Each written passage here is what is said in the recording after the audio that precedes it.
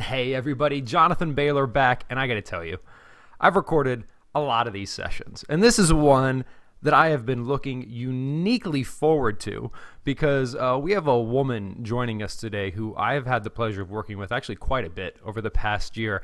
Back when we first met, we were singing, I forget who it was, but it was some female pop star together, whether it was Carrie Underwood. I mean, we were serenading each other, and then we went for a stroll in downtown Seattle, and we've had such a great time, and she certainly lives her message of getting vitalized and energized naturally, and she's such a kind spirit, and she's a Harvard-trained physician, a New York Times best-selling author, and a wife and mother. So I believe, she doesn't say this, but I do believe she has a spandex suit with an S on her chest that she wears around underneath her medical clothes in her gear.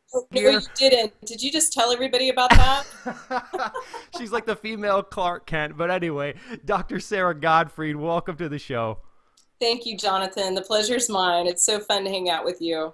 Well, Sara, it is always a pleasure, and I wanted to bring you on to our Calorie Myth conference here because you, obviously with your wonderful book, The Hormone Cure, and I know you have a bunch of work along those lines, you know, not only empirically, not only through your clinical practice for many decades, and not only personally, just how many more things there are going on than calorie counting in and calorie counting out. So just like, why do people even think this way anymore?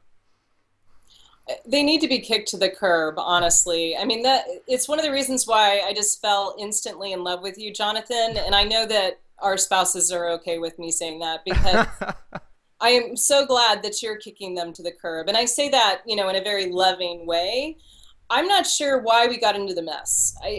Ask Gary Taubes, and he would say that it was part of this, ridiculousness that came out of World War II and how we became obsessed with fat being the villain, and then that, that calories are kind of driving the whole story. But the truth is, it's more complicated, and it's also more simple. Like, it really comes down to a few major hormones that are running the story, and it's not that hard to get those hormones to love you up again and to not have it be so hard to lose weight and have the body that you want.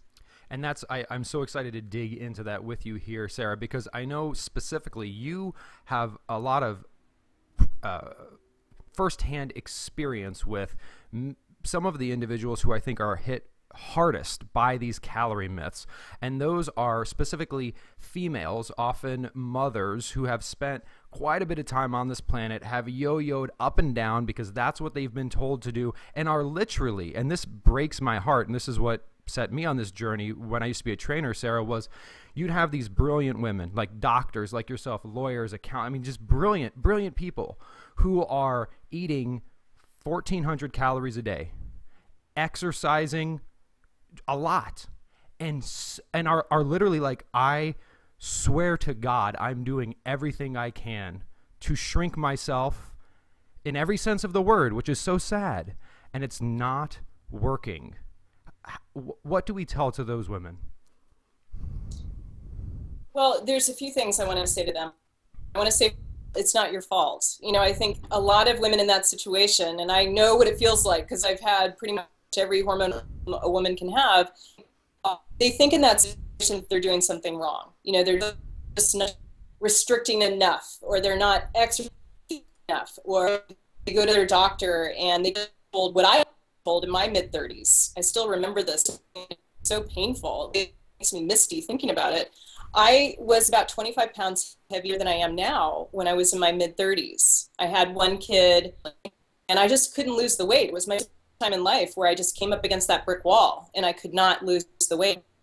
I went to my doctor and explained what was going on, and he basically said to me, he said, "You're a doctor, it's simple math. Exercise more, eat less." He even had a in his office where he wrote it. Simple math. Exercise more, eat less. And at first I felt so humiliated because I felt like he's saying, "What's wrong with you? Buck to it. Why can't I get this?" And then I realized, oh my gosh, he's wrong. I have a hunch that my problem is hormonal, and he's not even talking about the hormones. He's offering to test them, and millions of women across the country, across the world, are being told the same thing. So that's my that's when I realized I think there's up with my hormones, and I checked some of my hormones, and we can talk about some of these hormones that I think really need to be addressed. Cortisol, my cortisol was 3 times what it should have been. It is that stress hormone that makes you pile on the belly fat, and it tends to cause sugar cravings and insulin. My insulin was high, my fasting was high, my thyroid was low. So I had to get those fixed. And it wasn't some gigantic project. I got them fixed within 4 weeks. And our listeners can do that too.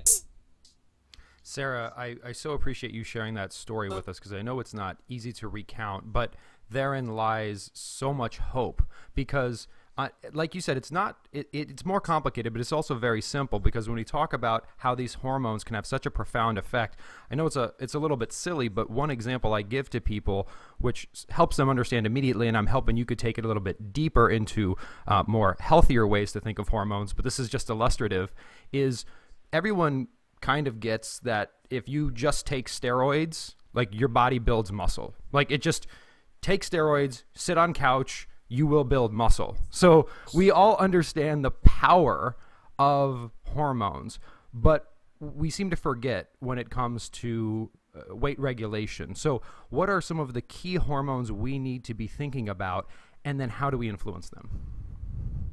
Well, I'm going to drill into the women that are in this particular age group that I was in my mid-30s. So whether you're 45 or even after menopause, this is relevant for you. And I see women in their 20s who feel this way as well. There's a few key hormones you want to pay attention to. And when I wrote my book, The Hormone Cure, I focused in on the top 7 hormone imbalances that I see in women. I've been taking care of women for 20 years. So I would say if we're going to make a cast of characters here, absolutely, I would start with cortisol. We talked about cortisol, the stress hormone. I sometimes joke that it's like the bad boyfriend hormone. It's the guy that you dated in high school or college. And he took you out and drinking every night, and you knew it was going to blow up in your face at some point, but you indulged it. You indulged your stress. You indulged your cortisol. So cortisol is a really important one, because I'm going to give you a quick little line here. I find that it's very hard to lose weight and maintain it if you're chronically stressed, if you have the perception of high stress in your body. Number 2, I would say, is insulin. Insulin is the traffic cop in the body. It's the one that basically says every time you have, say, a cupcake or an avocado, it's the one that says, okay, you go on the top. Okay, you go, build up the glycogen stores in the muscle so that she can actually do some burst training and rock her mission. So cortisol's like, insulin's like that traffic cop. And I feel like it's like Jonathan Bailor. It's like this really buff, smart, hip hormone that is on your team, and you want that. What was that hormone again? No, just kidding. Jonathan Bailor is good in that's my sacred soundbite of the day. So there's many others. I mean, I could go on and on and on. Thyroid is really important. I talk about the hormonal Charlie's Angels in my book, and that is cortisol, estrogen, thyroid. And for the guys, I call it the hormonal 3 amigos: cortisol, testosterone, thyroid. But there's some other players here too, as leptin. Leptin is the hormone that says, darling, put the fork down. It's time to put the fork down. You're not hungry. You're feeding something else, probably an emotional pain or stress. So those that I think about, I could go on and on because there's many others. Growth hormone, there's some other minor players that we could bring in too. Sara, it's so empowering to hear this. Not only flattering from your Jonathan Bailor analogy there, but for everyone else, because let's maybe look at some specific case studies for cortisol and insulin specifically, where if we're thinking about calories, we would do one thing, and it would be the rational thing to do, but it would make us fatter in terms of cortisol production, and same thing with insulin. So for cortisol, I'm going to lead you here a little bit, but I can imagine that waking up early and doing certain forms of traditional exercise would be very beneficial from a caloric balance perspective, but would be terrible from a cortisol perspective. Oh, honey, I love where you're going with this. So yes. And, you know, I can bring whatever cases you want to illustrate some of these points. I'm like the easy example because I did everything wrong and then finally, you know, found the path. But when I was in my 30s, when I was sitting in that doctor's office and I was 25 pounds overweight, I was like this, you know, with the muffin top, it was becoming a cake top. And I was at that point where I was thinking, should I just accept it and buy the fat jeans? Has it come to that? Like, I never thought it would be so hard to look good in my jeans in my 30s. So what I was doing in terms of exercise is I was running. I've always loved running. And I had this type A overachiever personality that I imagine our listeners can relate to. Unless I'm running 4 or 5 miles, it's not even worth my time. So I would do that 4 or 5 times a week. I had a lot of injuries because I was overweight. And here's what was happening. I was not losing weight. I felt terrible. I had a hard time sleeping. I was taking coffee every morning just to, like, you know, crank up, and then drinking every night just to try to calm down. And the running was a problem. So it was burning calories, but it was raising my cortisol. What I needed was a adaptive exercise. I needed to do a type of exercise that really got my hormones to be reset again. And it was not the kind of, you know, spinning class or running where you're pushing your VO2 and you're, you know, you're just cranking, you know, to say, look at her go. So I stopped running. For a while. I actually run again now because I healed my metabolism and I still love it. But I started doing Pilates. I started practicing yoga, and it made all the difference in terms of my cortisol levels. That's just so transformative, Sara, because we can, a lot of times people, you can imagine how frustrating it is because when if we do think calories are the queen or the king of the situation here, we can do things which are good in the calorie model, but are literally, it sounds like, counterproductive in the hormonal model. Totally. And I think, you know, what I've learned, this is not in any textbook, but so listen up. This is really important. Nothing else today. What I learned is that your hormones drive everything in your body.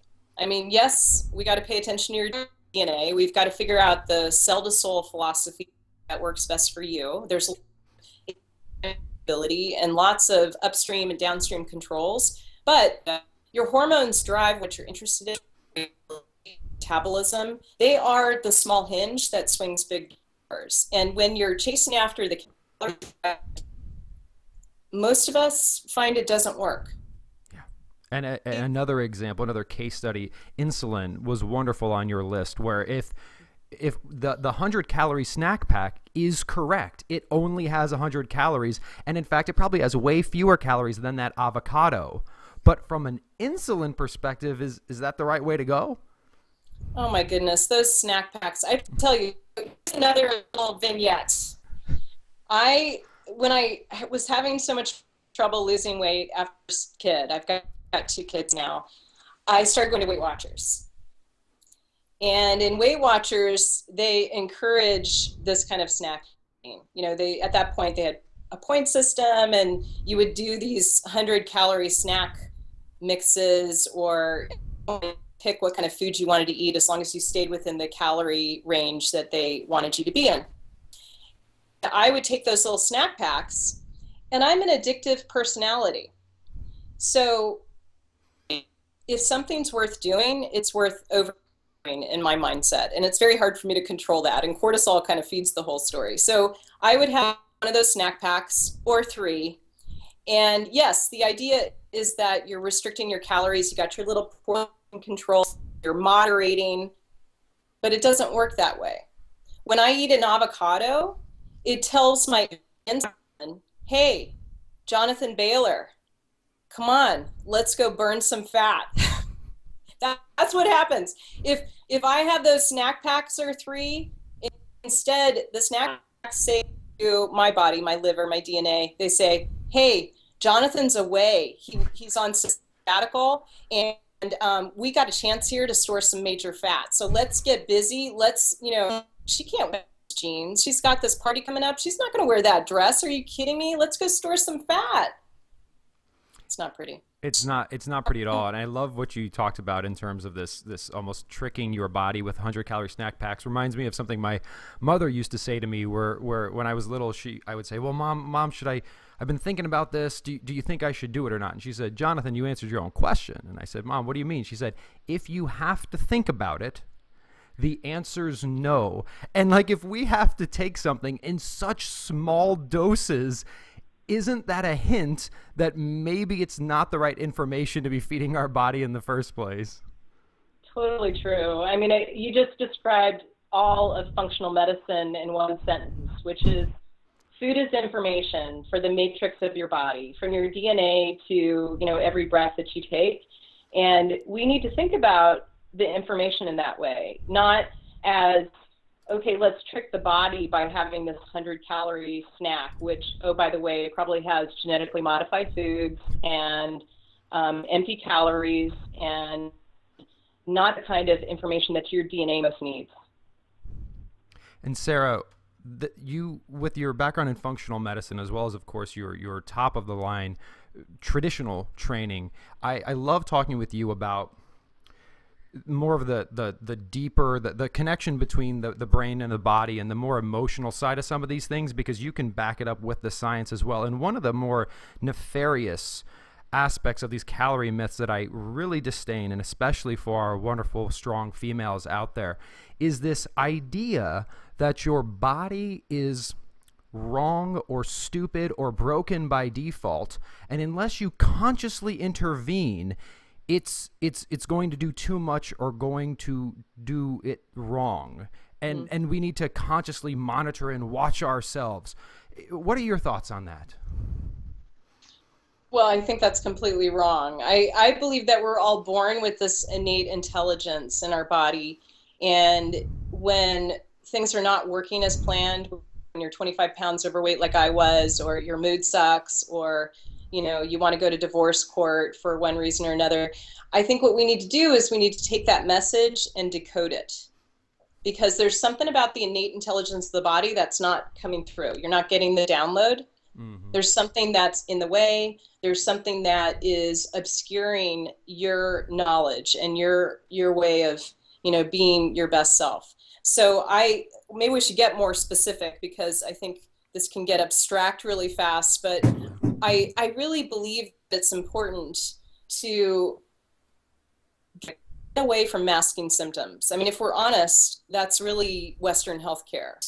That, I'm incredibly trained in how to mask symptoms, whether that's someone who can't sleep and I prescribe them a sleeping pill. I don't do that anymore. Or, a woman who has PMS, and I was taught to give her the birth control pill, and I now know better. I know better from functional medicine.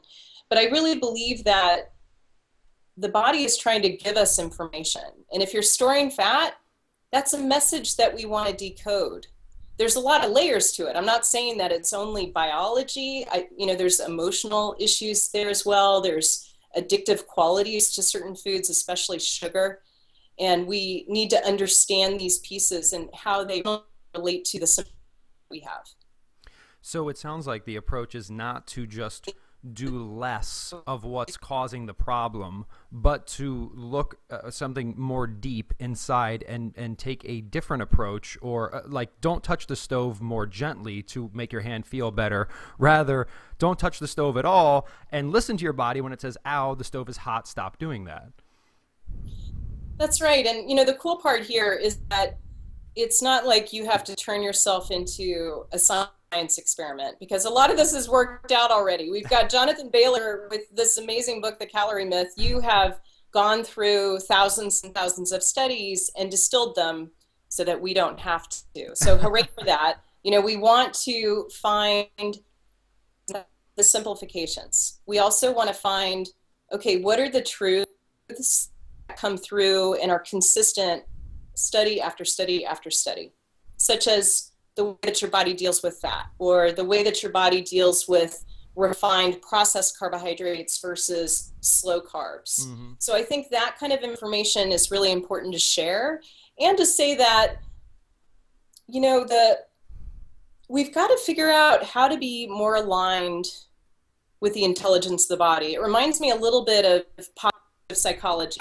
Geek out here just so briefly and say, you know, look at the work of Mark Seligman, for instance, and his book Flourish, or look at just the positive psychology, this idea of good instead of constantly trying to change the bad or stuff that's not working in the body. So that's the way I think about a healthier way and a healthier way of getting your hormones reset.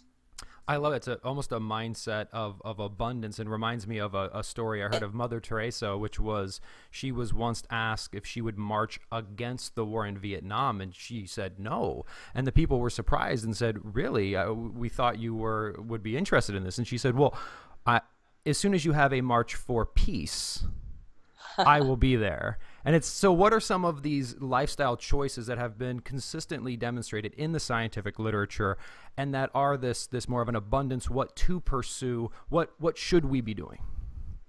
Oh, honey, well, you're going to brainstorm these with me, right? Because I just wrote an entire book about this, which everyone needs to get. It's very important to get this book, and 7, that everyone in your universe gets it. So maybe we should start with carbohydrates. Here's what I know. I'm gonna come at it in a different way. I've been working with people for about 20 years, men and women, and I'm a total dork. So I survey them constantly, and I know that the number one problem that they face is sugar cravings. So when I think about sugar cravings, instead of going for, you know, like the just stop eating it, which I think is not helpful at all. You know, that idea of white knuckling it, I don't think that's very helpful. What I like to do is I like to look at the root cause. And I find that the root cause is usually high cortisol, insulin resistance, where your cells become numb to insulin, maybe fasting glucose is too high, or glucose is just spiking up and down too fast, too much. Maybe there's leptin resistance. So there's this whole biochemical piece. But the answer is you need to change the molecular sex in your body happening in these hormones receptor. How do you do that? Well, there's so many different ways. I mean, you can follow the program that you have, Jonathan. I think that's wildly effective. You can follow Gary Taubes. You could, you know, get through the really big, thick, good calories, bad calories, or the simpler version. Either one would be effective. But all of these basically say the same, which is get rid of the carbohydrates. Like, stop eating the packaged stuff. Get up in the morning, have protein, like have some eggs, make a protein smoothie, limit the carbohydrates that you have. And if you are having carbohydrates, you want them to be the kind of that love up your DNA, love your hormone and the receptor. Things like quinoa. That's one of my favorites, right? I love quinoa. I love oatmeal. I love oat groats. I think they're totally cool. So that's like a really simple needle mover. And you probably have other things you want to say to comment about that, about carbohydrates. Oh, well, Sarah, I mean, I think you hit the nail on the head when you said you always just, it's not about carbohydrate elimination, and it's not about sweet elimination. It's about doing it smarter. And I'm curious specifically about sugar. Let's say we are able to take care of some of those underlying causes for our sweet tooth. And maybe it's genetic. I don't know, because like my family, for example, everyone in my family just loves sweets. I mean, just loves sweets. And I loved sweets, you know, back before I had any stress in my life. So what do you recommend for individuals who don't want to poison themselves and don't want to cause hormonal dysregulation, but also don't want to give up the sensation of sweet for the rest of their lives? Well, a couple of things. First of all, you want to look at the root cause. So what's the root cause of this craving? Is it that you have set up in your brain that maybe got genetically that makes you crave that kind of intense sugary experience? Mhm. And we know that for a lot of people, sugar can be like crack. It's very addictive. We've got new research here showing how addictive it is. A lot of people used to think of sugar as a soft addiction, that it's not like a chemical, cocaine, crack, or meth. And it is. It is a chemical addiction. So let's start there. Even so, once you start to pull back the layers and look at, okay, I've got an issue with insulin. Fasting insulin is too high. It's greater than 5 or 7 or whatever your cutoff is. And my fasting sugar in the morning is 105, and that's a problem. And my cortisol is 30. It's 3 times what it should be. So we start working on root causes. But I'm also a fan of momentum. So how do you get some momentum? I like to have foods that really are satisfying and nourishing so that I'm not missing that intense sugary taste. So we talked about avocados earlier. Avocados are one of my favorite swaps, especially for someone who's trying to get sugar. I also really believe in supplements to kind of help that bridge.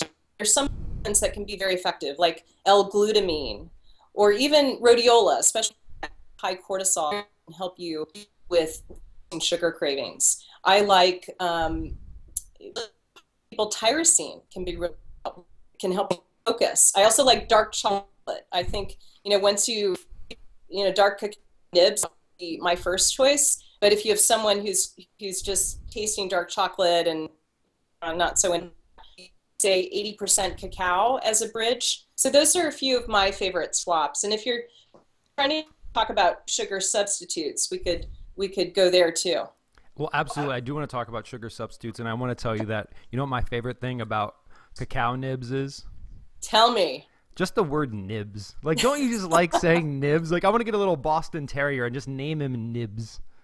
Totally. I love the idea. I think I need to get like a chocolate lab. The name would be appropriate. I love that.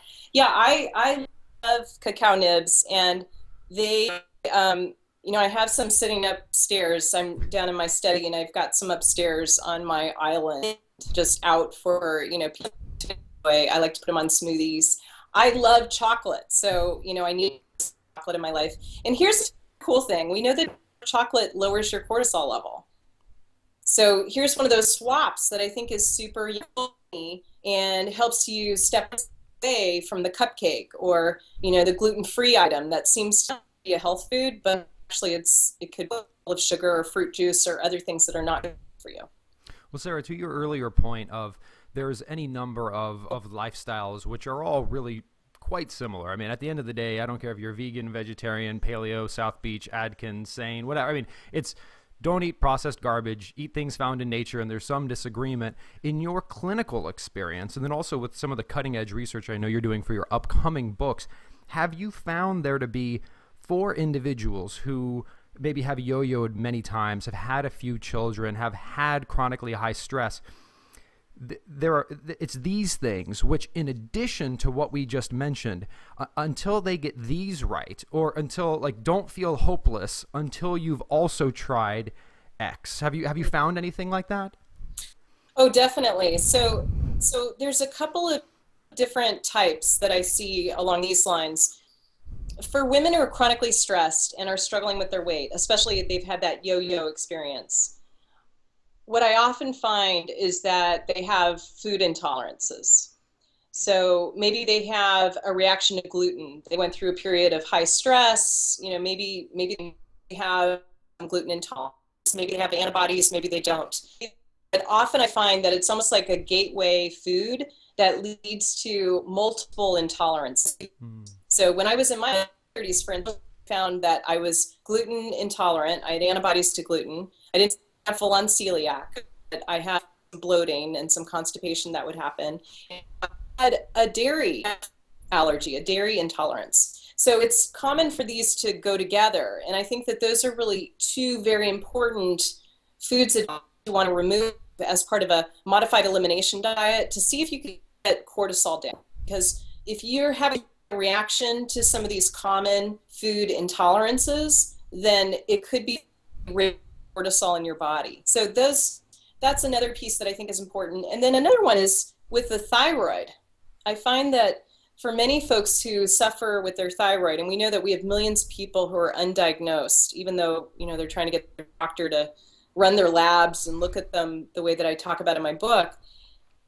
We want to realize when it comes to your thyroid, a lot of people, when they're low, when they have the most common symptoms like weight gain, fatigue, hair loss, depression, irritability, mood swings, they go straight to taking a thyroid medication.